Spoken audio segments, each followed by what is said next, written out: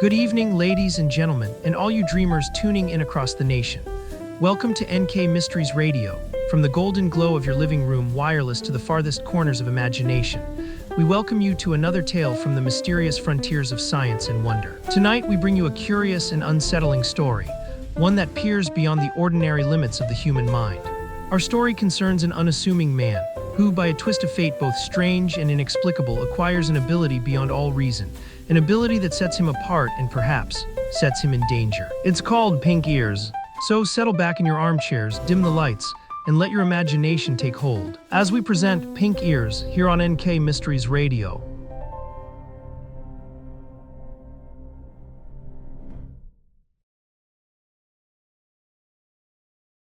Pink Ears by Leinster. Adapted by NK Radio Mysteries for your listening entertainment. Chapter 1. The Stratford is a hotel for men only, and has the air of quiet seclusion that usually is associated with a conservative club.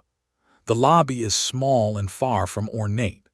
The smoking room is large and comfortable.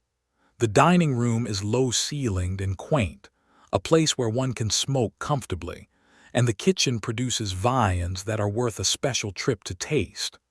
Altogether, the Stratford is a place for those who want comfort, quiet, and the best of everything. James Craig, from his air of well-being, had enjoyed it to the full.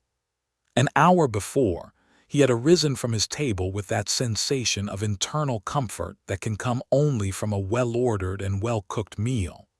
He had chosen a cigar with discrimination and lighted it with care. He had spent possibly 20 minutes or more in the smoking room, idling over his newspaper in comfortable repletion, and then had scribbled a note at a writing desk. With the methodical air of one to whom life is an excuse for the perpetration of systematic actions, he drew out a small notebook and extracted a stamp. He affixed the stamp and made a note in the book. It read, "Postage on letter to firm, 2 cents." The note was just beneath 3 others. Dinner, $3.45. Tip, 25 cents. Cigar, 25 cents.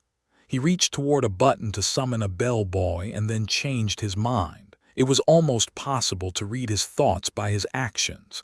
He glanced out of the window nearby and saw the last golden rays of the evening sun striking upon street and passers-by. One who watched him would have guessed at his mental processes. So, I'll have a bellboy mail this. No, this is a beautiful day. A walk after dinner will do me good. I'll stroll out and mail it, or stroll out anyway. He tucked the envelope carefully in his pocket, rose, and sauntered out of the doorway. He moved slowly, carelessly, idling with the relish of a man who finds little time to idle. As he made his way into the elevator, he was even humming a little.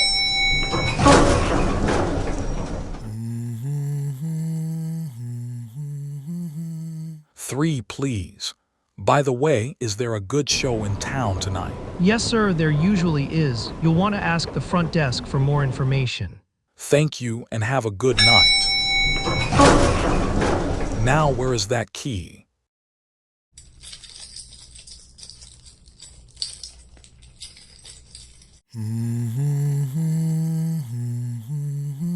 Man, those traveling men sure have it easy. They go to the shows and charge them to the company expense account.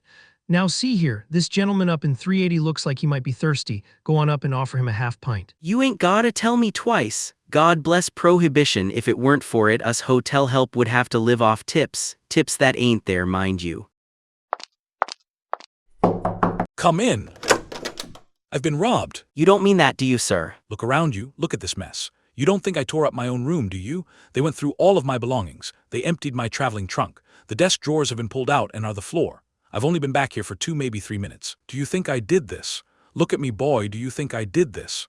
My God, $80,000. Gone. It's all gone. Sir, I believe you. I do. God Almighty, I believe you. I'll fetch the head desk clerk. He'll know what to do. Mr. Craig, I'm Jones, the head clerk. I'm sending for the police. We've a splendid detective force here. If anybody could find them, Jameson can. A chair, I need a chair. So lightheaded, bonds, everything was in bonds. I was carrying bonds from New Orleans to New York. Nobody knew I had them. Nobody knew I was here. I can't sleep on trains, so I stopped over here to have a night's rest. I went out for dinner and for a walk. The bonds are gone. I've gone through everything, and they're nowhere to be found. $80,000. I'm ruined. They'll suspect me of stealing them, and nobody knew I had them. Everyone, keep your wits about you and your eyes open. Take note of every guest leaving and entering. There's been a crime, and it will look bad on the hotel if we let something slip our eyes.